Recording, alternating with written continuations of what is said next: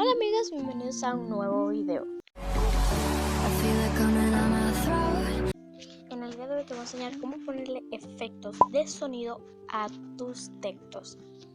Cuando vas a grabar un video y quieres ponerle un texto y quieres que suene cuando entra el texto, bueno, este es el video correcto. Lo primero que vamos a hacer será InShot. Vamos a video. Yo voy a seleccionar este que lo tenía ya preparado para este video. Le quito la marca de agua y lo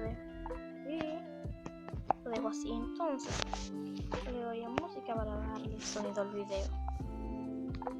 Y ahora vamos a escribir un texto. Yo por ejemplo voy a poner este texto en movimiento, lo voy a poner de entrada este, de salida este. Ahora está correcto. Primero vamos a hacer será en música, le damos a efectos, popular, seleccionamos este o este. Yo quiero este y ya verás cómo suena. Vieron qué fácil y rápido es.